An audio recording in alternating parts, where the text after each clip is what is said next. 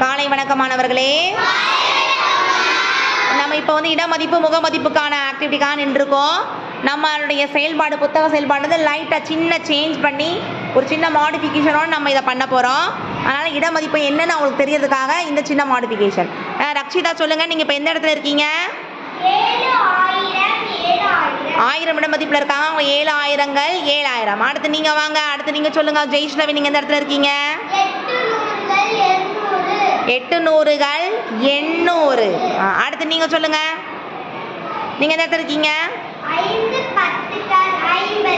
5 10கள் அவங்க 50, அதாவது 10கள் இடத்துல இருக்காங்க. அடுத்து நீங்கள் சொல்லுங்கள். 6 ஒன்றுகள் அது 1கள் இடத்துல இருக்காங்க. இப்போ இவங்க எல்லாத்தையும் முகமதிப்பு கொண்டு வந்து பார்ப்போமா? அப்போ அவங்க முகமதிப்பில் அவங்களோட முகமதிப்பு என்னன்னு சொல்கிறாங்க பார்ப்போமா? வாங்க ரியா, வெளியே வாங்க. உங்களுடைய முகமதிப்பு நன்று. அடுத்து நீங்கள் வாங்க, உங்களுடைய முகமதிப்பு. அகல்யா வாங்க.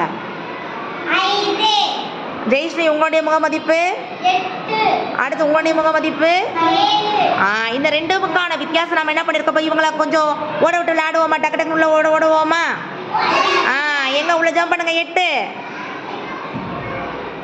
8 2 பேர் ஜம்ப் பண்றாங்க. ஒருத்தர் தானே போகணும். உங்களுடைய இடமதிப்பு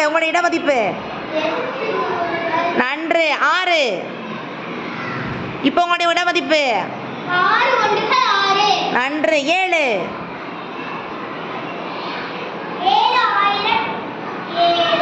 7000 7000கள் 7000.